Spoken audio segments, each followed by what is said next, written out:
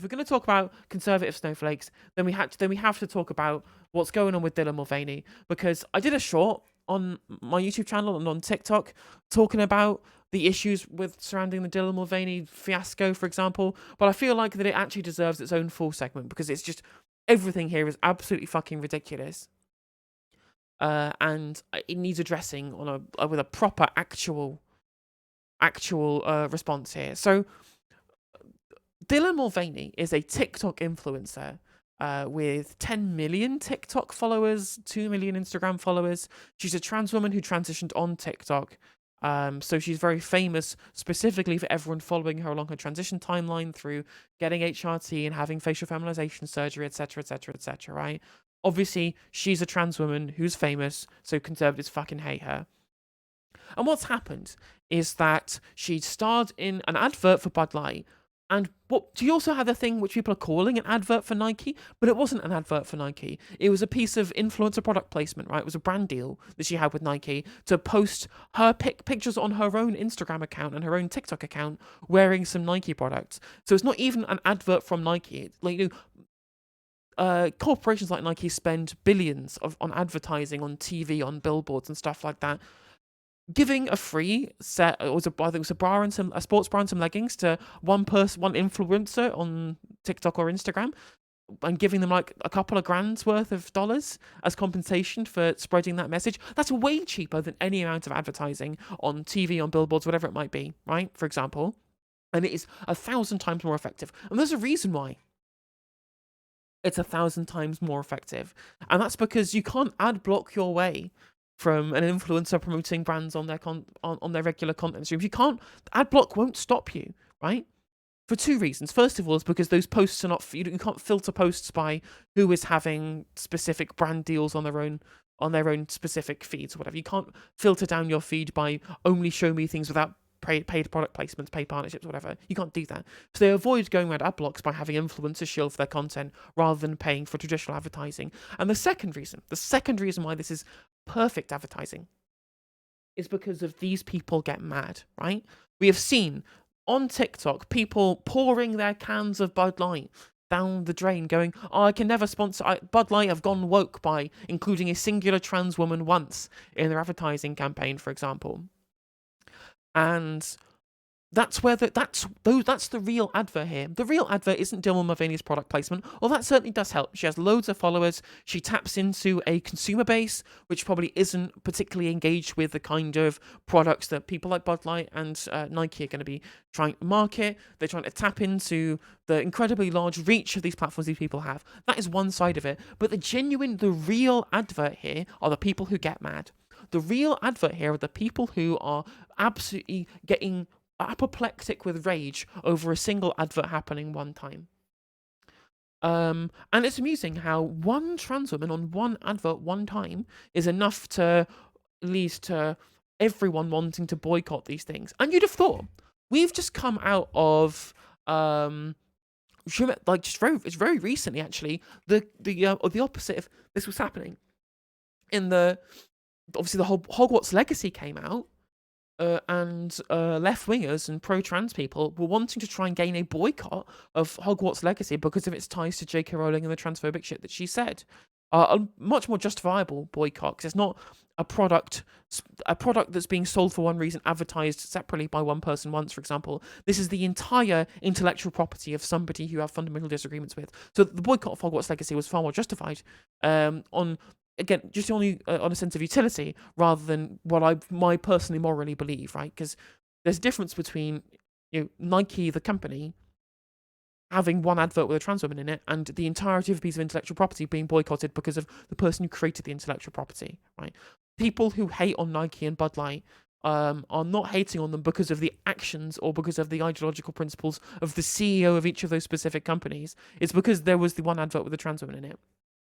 But when pro-trans people tried to boycott Hogwarts Legacy, it failed. All the boycotts failed. The boycott of Nike because of Colin Kaepernick failed. The boycott of Gillette because of their pro positive masculinity advert, whatever it was. That failed. The boycott of Keurig for them pulling their adverts from Sean Hannity. That failed as well, because boycotts always fucking fail, because you have to get so much wide coverage for it to actually have any proper impact on what's happening. And in fact, after the Colin Kaepernick Nike adverts, they increased their revenues huge amounts, because the boycotts, these things don't work. And the same thing happened with Hogwarts Legacy. People wanted to know what the game was that everyone was talking about that got all the trans people mad, right? The people doing the boycott were the real advert. H. Bomber Guy, really good video on all this stuff. It's well worth checking out. I'll put the link in the description. But the people who are now, like, look, there's been multiple segments on Talk TV, which we're going to watch in a sec. Sorry to subject you to that, viewers. There's been multiple segments on Talk TV talking about the Dylan Mulvaney drama. There's been multiple segments on LBC talking about it.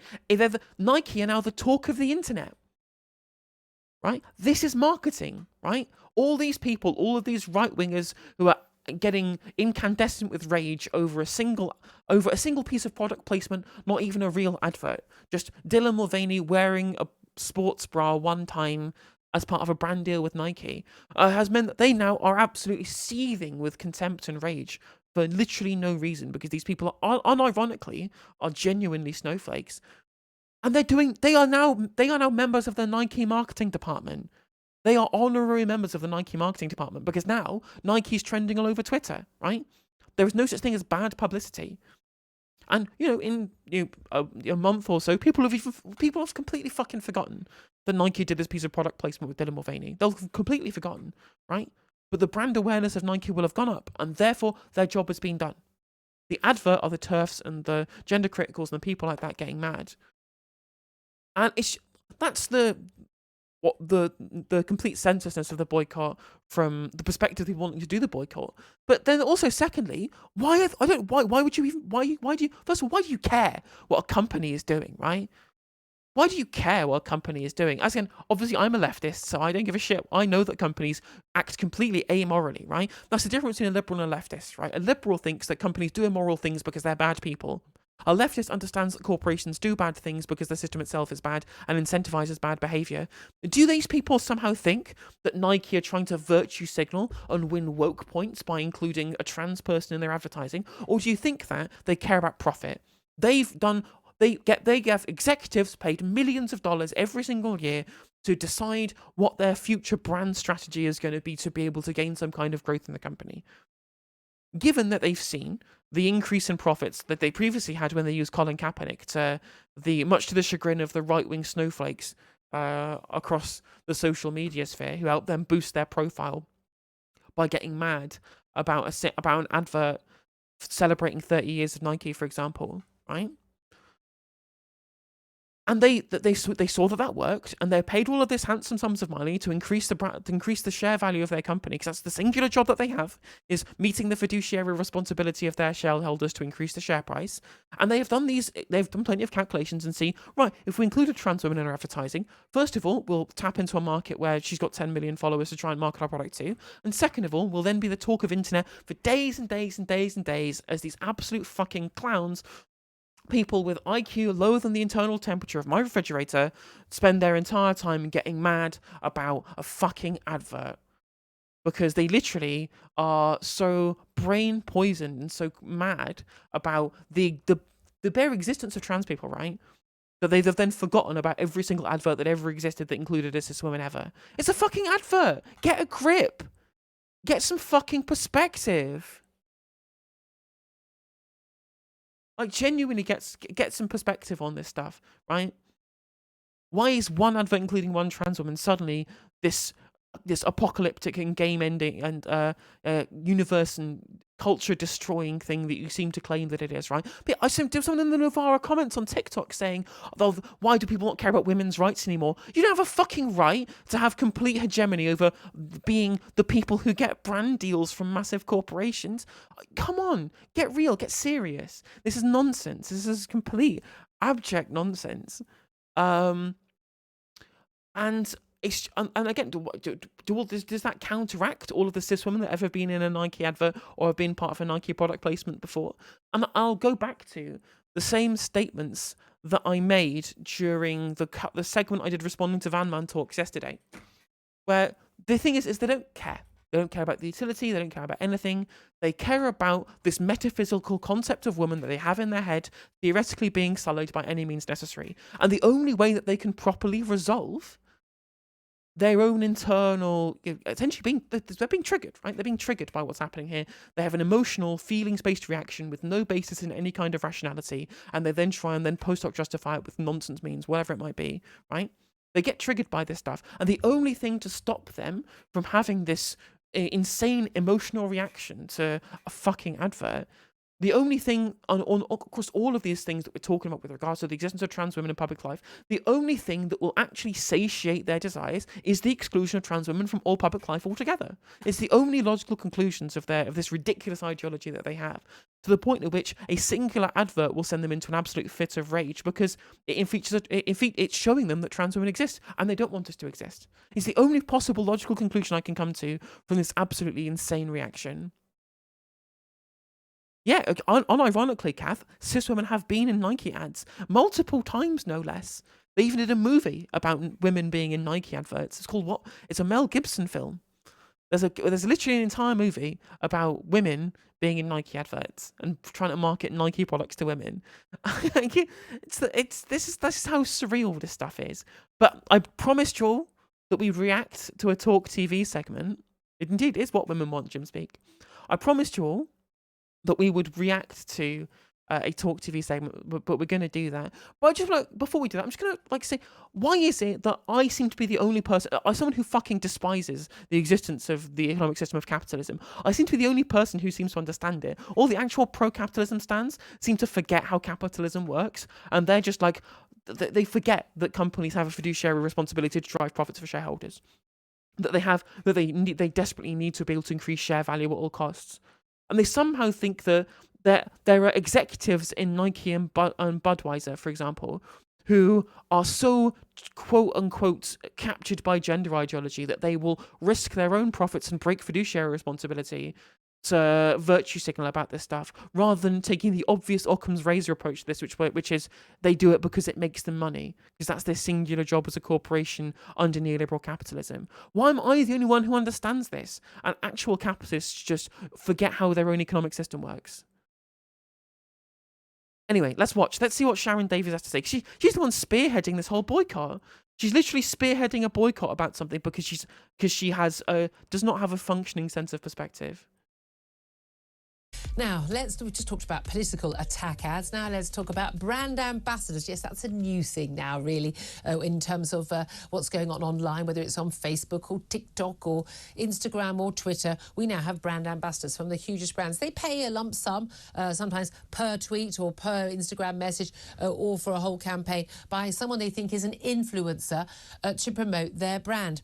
Sometimes their choice of influencer leaves a lot to be demanded. I don't know about you. If I were looking to buy a new sports bra, and my goodness me, I need a sports bra, I'd probably be looking for, going out on a crazy limb here, a woman to be advertising that sports bra to me. Why? Because only women have breasts. Well, except for some rather well-endowed fatter gentlemen, perhaps. But Nike has sparked fury after starting a partnership with transgender influencer Dylan Mulvaney, who's posed for a series of pictures in leggings and a sports bra on her Instagram page, tagging Nike women while linking to the product's pages. And understandably, quite a lot of people are rather offended by this. No, not understandably. It's not understandable. These people are demented. Get some real problems. Not by a trans woman. Live your life however you want to live your life. But why is a completely flat-chested biological man, still completely intact, by the way, down below, advertising goods which are aimed at women? Well, let's talk about this with Sharon. She's on hormone replacement therapy. She's on HRT. She can't walk around topless, you moron.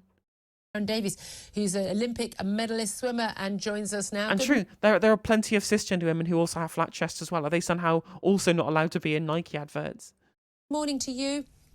Good morning, Julia. Oh, I mean, another day, another incident. The thing about this, She's so close. She's so close to realizing. She's so close to realizing that the reason why things keep happening is because you keep talking about it.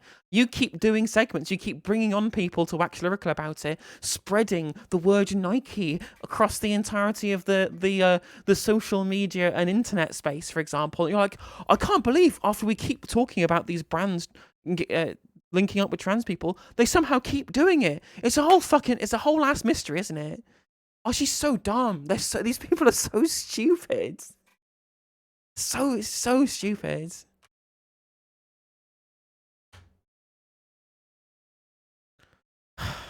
Brand ambassador may be a recent term, but a recent term. But the idea of getting famous people endorse products is ancient. Well, yeah, exactly. For example, exactly things it used to be that you would want to get someone involved who was who wanted to they wanted to try and equate the product with the person who was being the brand ambassador. But now they just do it for whatever gets the most clicks, because again, any publicity is good publicity. I mean, we've shown some of the still pictures there for people who are watching on TV rather than listening on the radio. A lot of people will have seen this online. I've got no issue with anybody, trans or not trans, earning a living. Well done to you. People who make goods they want to sell to people are entitled to choose who they want to use to sell those items. I just don't understand the thinking that says to women who need a sports bra, like myself, no doubt like yourself, we need a sports bra because we have breasts, because we're women and they need support when we're jumping around. Why they think... Even if you think that trans women aren't women, like once you go on hormone replacement therapy, you still grow breasts, right? And those are going to need a sports bra, Julia. Oh, mind blown. Mind completely blown forever. Wow, crazy idea. I know. That we would want to buy a sports bra being advertised. True, Majima. The only correct take on this is we need more mommy milkers in our sports adverts. To us by a very skinny biological male, because that's what a trans woman is, fully intact down below, wearing leggings, completely flat-chested, saying, these are great sports bras. Why do they think that would make us want to buy their bras? I don't know. I mean, I think if you watch the video, it's more the parody of an athlete, of a female athlete, which I think a lot of athletes found him very offensive when we... Yeah, true, because no non-athletes have ever bought a Nike product. It's true. Nike only ever have specifically made products entirely tailored to the tiny demographic of professional athletes. Of course, that's the only that's the only demographic they've ever marketed to. These people listen to themselves?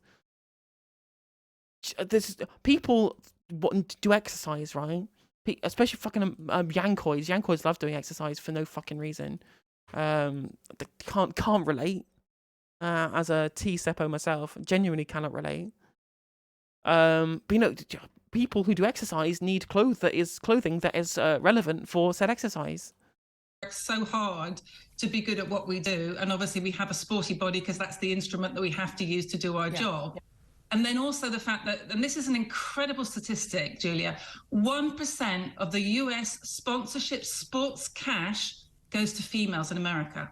1%. So of that 1%, they're now giving it to a transgender woman who's only been transgender for a year. Before that, they earned their money online being a social influencer.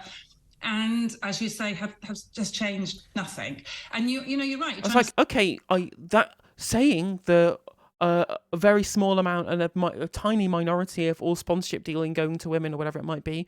Yes, that's bad. I agree that's bad. It should be 50%. The problem is that the part of the 1% is going to the wrong people. Yeah, exactly. Imagine to get so close to the point and again miss it by a fucking country mile, where there isn't a real issue that we have women's payouts and this kind of stuff. It just shows you that Sharon Davies is not a feminist, because she's clearly missing the wood for the trees here. When if things were working out as they should be, we should have 50% going to men, 50% going to women, and then 1% of those 50% is going to trans people who are representative of those particular groups, right? If we're doing this based on actual demographics, because that's roughly how that works out when you look at the census data. Incredible transphobia rots the brain. It really does. These people are obsessed. These people have genuinely had their brains broken, probably from spending too much time on Twitter. And again, this is not just like, I wonder how many brand sponsorship deals she's even talking about there, right? That one deal they've done with Dylan Mulvaney, for example, that must be like 0.0001% of all of the sponsorship deals or the more sponsorship money that's gone, because they won't have paid Dylan Mulvaney very much to advertise the stuff, because it's not a proper advertising campaign. It's just an influencer brand deal. Sell a sports bra to women who use it for support doing sport, and so I don't think they'd employ me to sell jock straps, would they? So but that's the thing. I mean, there are 2 points there. One is, I mean, I don't like to use this term, and again, no, they wouldn't hire you to sell jock straps because you're a woman, right? Like, they would want to hire a trans man in those cases if they wanted to do the inclusivity stuff that you're trying to say here. They would get a trans man, and then the trans man would be the person advertising the jockstrap. God, this is so simple, and these people are just completely fucking brain dead. Oh, sorry, I missed a bunch of YouTube comments, because YouTube, my fucking stream is garbage at loading up the comments. I will respond to YouTube comments in a sec. Because I think people might think then it's sort of in some way being insulting. But I think that it is a correct term. It's a man, it's a biological man, prances. He's prancing a man, he's dancing a man. It's a parody of a woman. It's mocking women. It's not a celebration of women. It was exercise. She was doing exercises, Julia, because she was wearing a sports bra for the purpose of engaging in exercise. What the fuck are you talking about?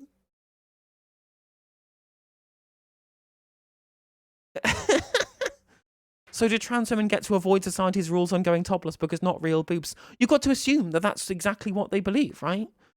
You know, that me with my 36Cs, I can just go and walk around topless in the supermarket, and that's fine because I'm biologically male. That means that I guess I would dispute that claim, since I've been on HRT for 3 years, for example. But in Julia Hartley-Brewer's mind, I'm still 100% biologically male, and I would say that, you know, my current biological makeup is somewhere in between. That somehow that will then completely absolve me from getting my tits out in Tesco. Which is definitely good clip material, that. Women, and I don't need men to celebrate women, by the way. We can do that for ourselves. It's a mocking parody, and his look, Dylan Mulvaney's look, and also true Andy Stripe. I wouldn't care if Sharon Davies advertised jock straps. I wouldn't give a shit. Fuck it. Again, what corporations do or don't do in the interest of serving the share value that is owned by the people who they have a fiduciary responsibility to, I can give a fucking shit. Genuinely could not care what corporations do. All corporations are evil because of the fact that they are indeed corporations. That's what corporations are necessarily evil by their own existence, right? They don't need to engage in some kind of social behavior that I disagree with for me to think they're fucking evil, because they already are. This is something that does not reach my threshold for me wanting to care about what they do or don't do. He does. I mean, taking testosterone will enlarge your clitoris, and in some people's cases, it will essentially become like a small penis. That he dresses like, you know, breakfast at Tiffany's. He talks about Barbie dolls, and he talks about carrying Tampax, you know, and it's this insulting parody. Yeah. And it's like the women are just being erased. Yeah, she talks about carrying Tampax so that she can be there to give it to people who need them in the loo if they've not got access to their own, right? Oh, how dare Dylan Mulvaney wants to be useful and friendly and want to have be able to alleviate the issues of people who are short on tampons. How rude of Dylan Mulvaney to want to be of help to, you know, other women. Oh, can't believe it. So rude. Raised everywhere at the moment, you know, and it's not happening to men. You know, we're losing the word woman and mother, and it's being replaced, and it only seems to be going one way. So I think it's just about time. The only citation fucking needed. The whole point of the inclusive language is that it's supposed to be referring to specific capacities that people have with regard to their biology, regardless of their gender, right? So that applies to both women and men, for example. In that there are terms that you can use that are inclusive of both trans men and cisgender women, because they have certain biological functions that they can both engage in. And likewise with trans women and cisgender men, like the only reason why you think it's only going one way is because you only interact with the bit that triggers you specifically. Anything that we have left to fight back with, it seems at the moment, is our wallets. So if you go, well, these companies are really being offensive, let's just not buy it. So this kind of has blown up a lot more than I expected it to, because I just made a throwaway comment about... Because that was the whole fucking point. The whole point of it blowing up is that's how Nike are doing their marketing. You are the advert, Sharon. You are an honorary member of the Nike marketing department. You are spreading their brand name over the internet far better than any paid-for advert on people's Twitter or Facebook feeds could ever have accomplished. Saying, well, this is our tool that we have less, it's our purse. Don't spend your money on Nike, spend it on something else, because they've absolutely lost my money. And yes, I do spend my money on sports gear. I know it doesn't look like it, but I do.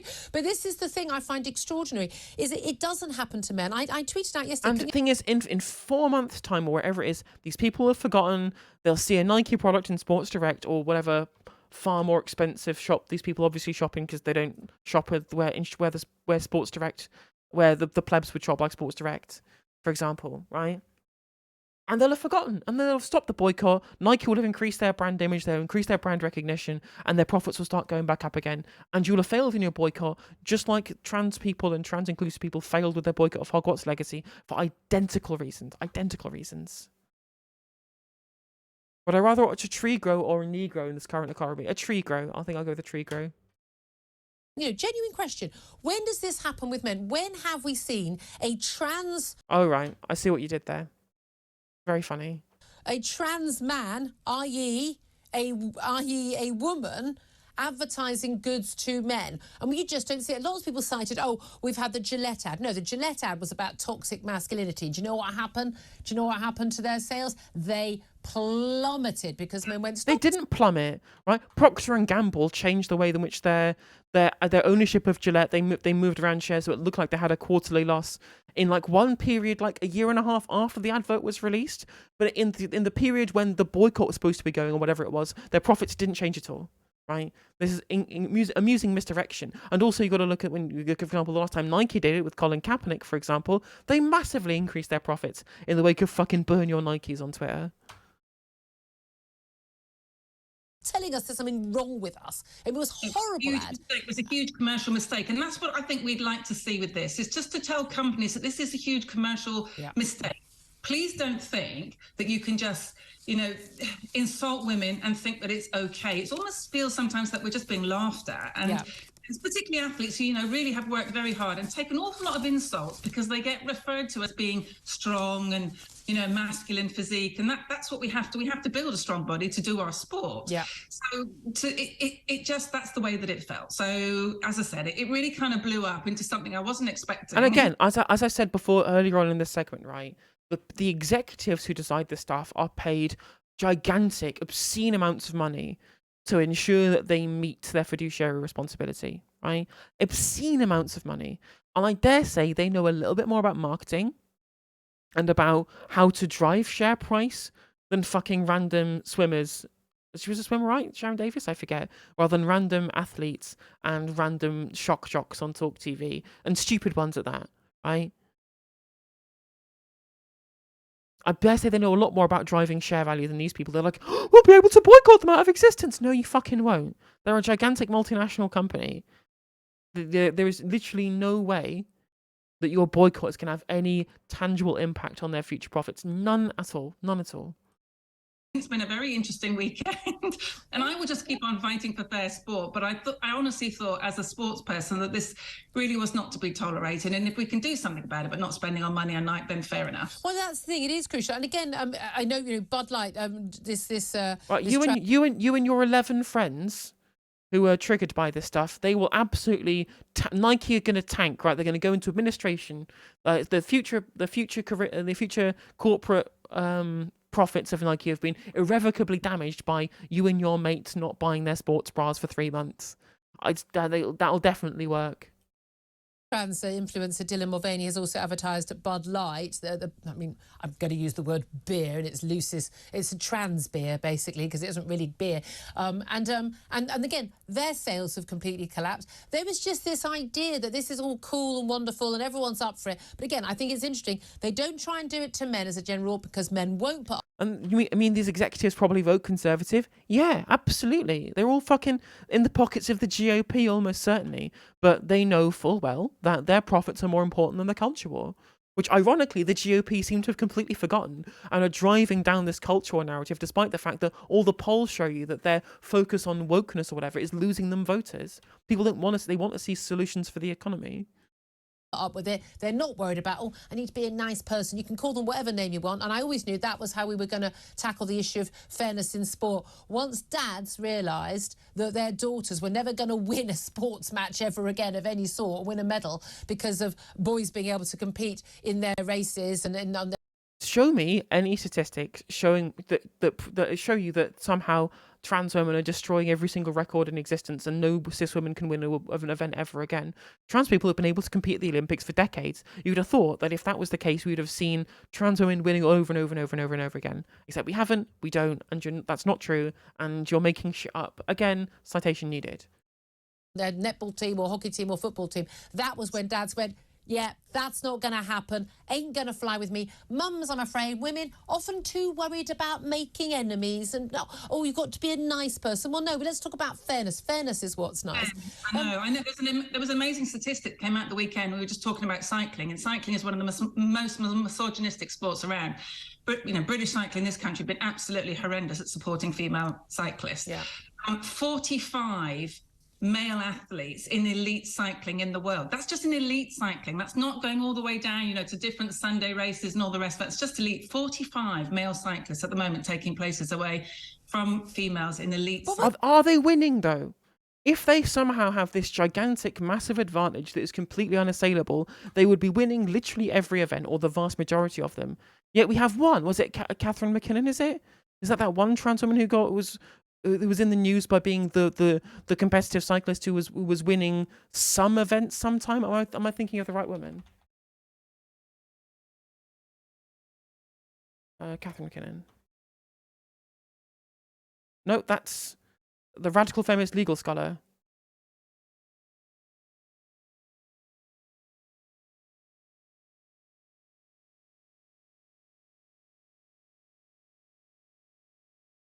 I can't believe I'm forgetting this. Veronica Ivy. Rachel McKinnon was her original name. She became the first transgender world cycling champion in 2018 by placing first. So it took a decade, like more than a decade, of trans women competing in the cycling for one trans woman to win one event. How many events has she even won?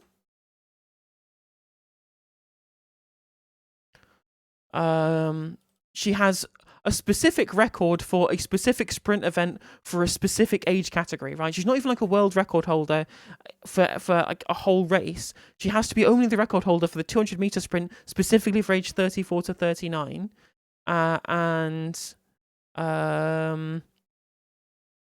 She's won 2 events. Brilliant. Okay, fantastic. She's won like 2 events and has 1 record in one incredibly hyper-specific category. Well, that just shows that, you know, sports is dead. It's finished forever. I know, but Sharon, we keep being told there's only a handful of people. It's not an issue. Why are you being so horrible and transphobic? There really isn't. There is a lot, an awful, and obviously the more that it goes on, the more, you know, every single day. She says 45 people taking spaces away from cisgender women, yet she won't tell them where they actually placed in these events, which would actually be the evidence that she would need to say there is some kind of overall competitive advantage. Which, the fact that she can't just say, well, on every single cycling event is being won by a trans woman, or not even everyone, like the majority or a large amount of them, when it's literally not even, it's barely any at all, right? But, you know, the fact that a trans woman is placing 7th means that that's a place where a cis woman could have come in. Because, again, it's not about the utility. It's not about whether or not these things are actually competitive or whether it is fair or not. The only thing they actually care about is the removal of trans women from society. It's the only thing they genuinely care about. There are a lot more. So let's call them what they are: failed male athletes, cheats. That's what they are. Well, they're allowed to, at the moment, it's legalised cheating, isn't it? You know, that they aren't breaking any rules, but they are enabling them to go into a race with a known advantage. And to me, that is cheating. Absolutely. Can I also ask you about... Explain what the advantage is, please.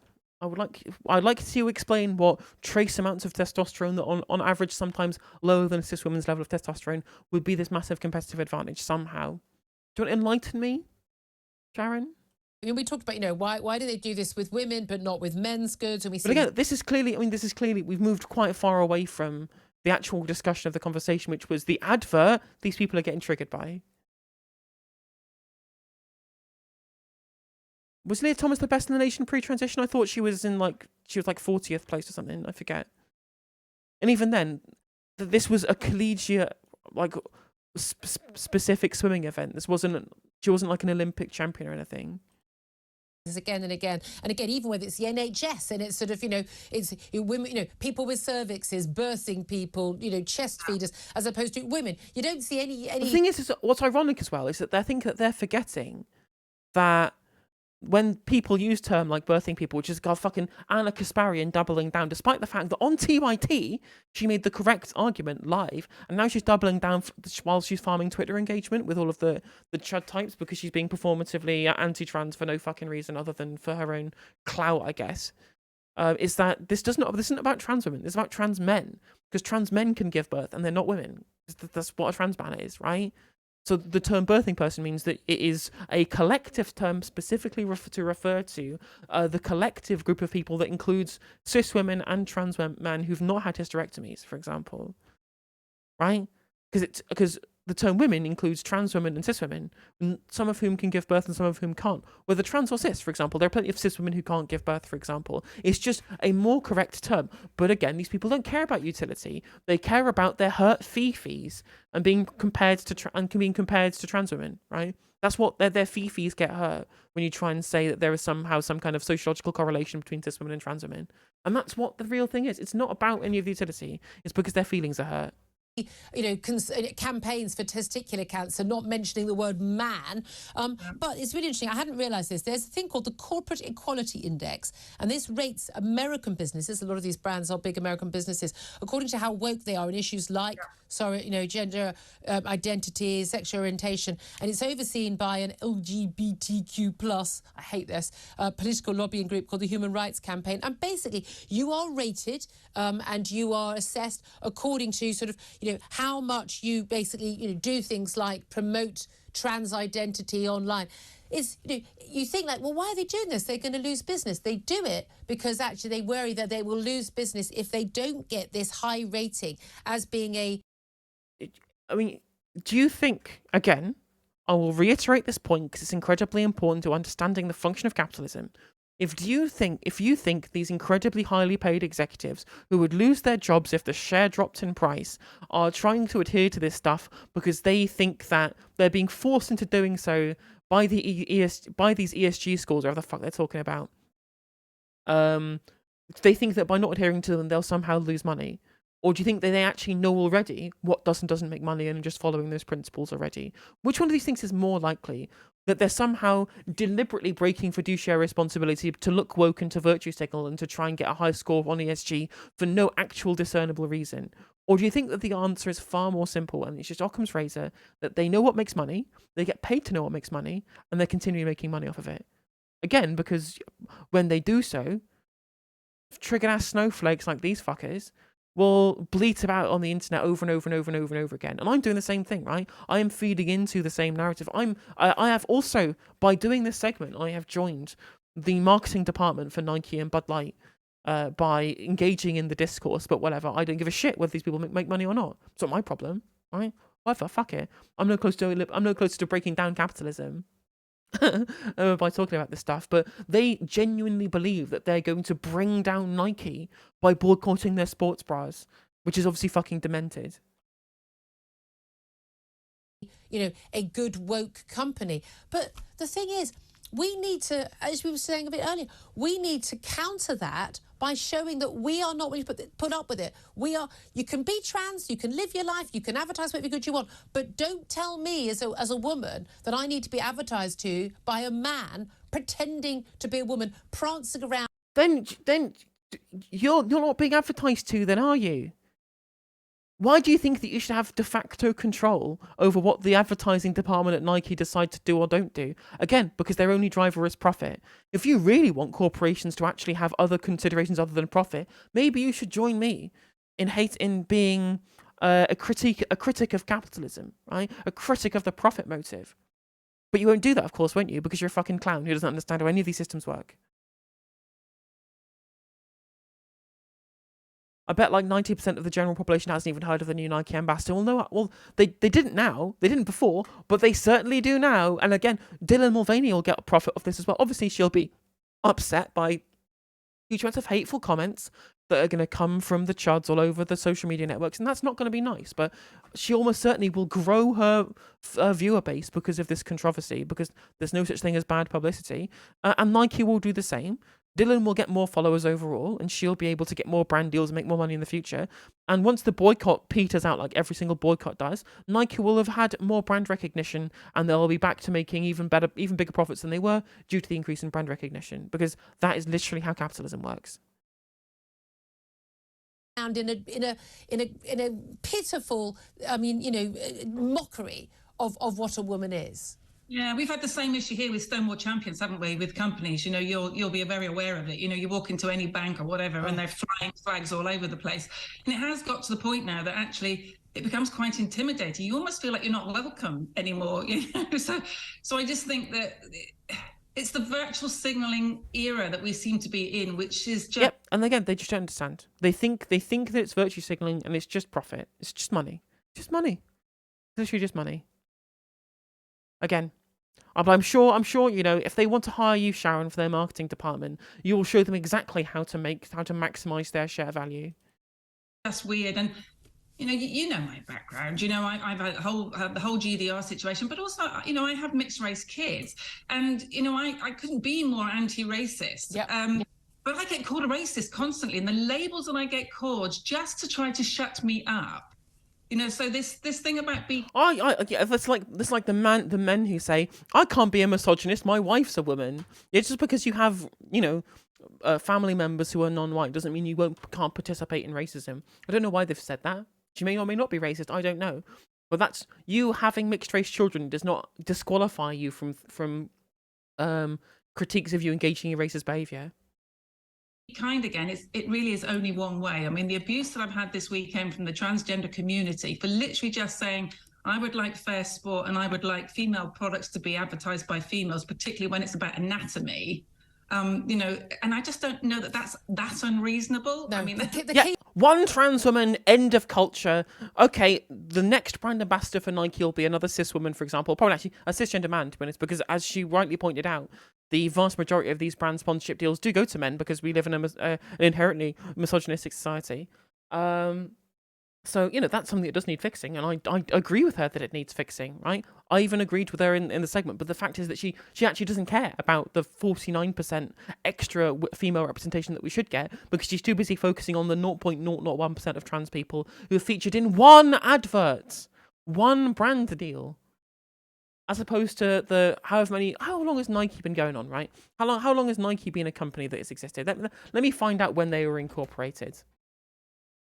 When were they officially incorporated? They were incorporated in they were formerly Blue Ribbon Sports, and they became Nike in 1971, right? So they've been going for over 50 years. For half a century, they've had an advertising department, and they've never used a trans woman before now. They've had 50 years of only using cisgender people in the entirety of their adverts. One trans person happens, and these people have an absolute fucking child's tantrum meltdown over it. It would be funny if it wasn't so pathetic. And she kind of looks like Nadine Dorries as well, doesn't she? The thing is, Sharon, you know that you are speaking for the majority of the population, and certainly the majority of women. And if we didn't have her No, the majority of the population do not fucking care. The majority of the population think you're demented for caring this much about an advert. They have real problems. But unfortunately, incredibly rich and wealthy ex-athletes and Murdoch paid-off shock jocks are the people who don't have any real problems, so have the time and the brain space to get mad about one advert by one company. when there are so many actual, real, tangible problems facing the entirety of society during the cost of living crisis. Like you taking, unfortunately, a lot of that abuse, we wouldn't have anyone speaking out for us. You know you're a hero to me. I mean, and seriously, tweet Sharon right now. You can find it easily on Twitter, and get in touch and tell her your support, because what you do is so important. You're amazing online, Julia. Honestly, I've had so much support. It's been incredible. And I have a daughter. See, and this is the key thing here. This is it, right? All of their knowledge of this issue comes because these people are fundamentally brain broken by the amount of time they spend on Twitter. They think that the Twitter is the real world. They think that's the Agora, where philosophical discussions are happening rather than 90% of it being shitposting and bots, right? They have spent far too much of their time on Twitter. They think that's where the discourse is and the entirety of where the discourse should be. And it's broken their tiny little, insignificant brains. Their incredibly low IQ brains have been broken by being exposed to the Twitter algorithm, because they think that that's where the whole population is. No, the rest of the population will not feed their kids. They want to put food on the table. They want the NHS to function, and they could not give a shit about who is not in Nike's brand sponsorships. And I have a granddaughter, and I will keep on fighting. I promise. Absolutely. Don't you dare stop. then you'll be getting in trouble for me. Don't you dare stop from taking on the nasty transes. Or don't you dare stop. No, I would. Yeah. How about talk about something that fucking matters? Jesus Christ. Get a functioning sense of perspective, you idiots. Also, please like and subscribe. The best sense of perspective is giving the No Justice channel your hard-earned money, because the tip is, if you give me money, I will have more money. I don't even knew that, but that's true. You can do that by becoming a member for 99p, by subscribing on Twitch for $3.99, or for free by linking your Twitch Prime account to your Amazon Prime account to your Twitch account. You get a free sub on Twitch every month, or you can drop bits if you want to. And if you're watching later on YouTube with the segment that I post, please click the bell. It'll notify you when I go live. I dual stream online on YouTube and Twitch. And hopefully next time I'll be talking about something less infuriating.